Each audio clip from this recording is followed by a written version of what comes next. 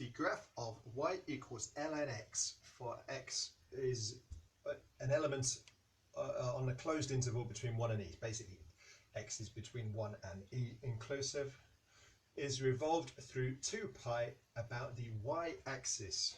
Y-axis, very important. Find the volume of revolution. So this is different because we're revolving it the other way. So we had y equaled ln x.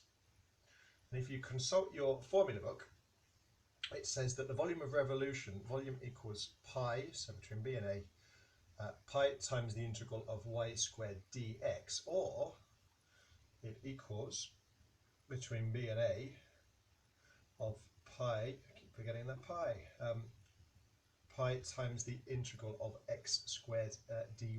So basically we are going to need the other one because we're revolving around the y-axis.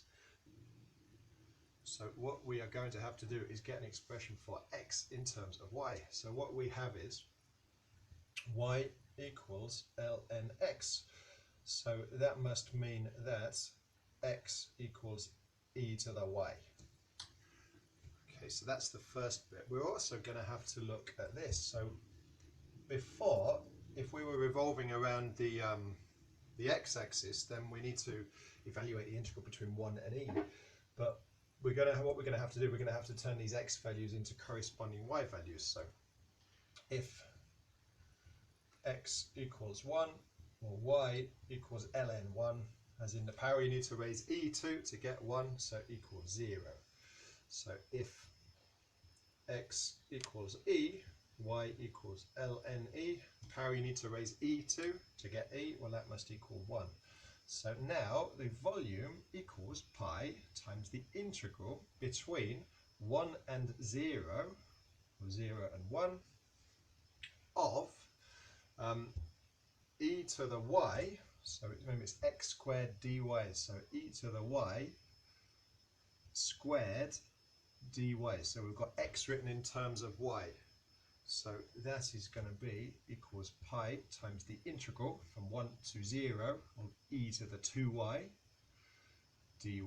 So then we need to integrate with respect to y. So hopefully you kind of got some shortcuts now. So you know that, say we had e to the 2y and we differentiated it with respect to y, that would go to 2e to the 2y. So if we had a half e to the 2y and we differentiated it, that would differentiate to e to the 2y. So the integral must be equals equals pi times 1/2 e to the 2y, evaluated at 1 and 0. And you could pull the half out, but seeing as we're only actually really evaluating at these two places, it's not going to be that big a deal. So equals pi times, well, it's 1/2 times e to the 2 times 1, so it's 1/2 of e squared minus 1/2 times e to the 2 times 0, so e to the 0. So don't forget the bracket. Well, this is 1/2 e squared minus 1/2 of 1, so equals pi times 1/2 e squared minus 1/2. And now, of all times, I'll probably just pull the half out now, so equals 1/2, or pi over 2, e squared minus 1. Units, cubes, so volume.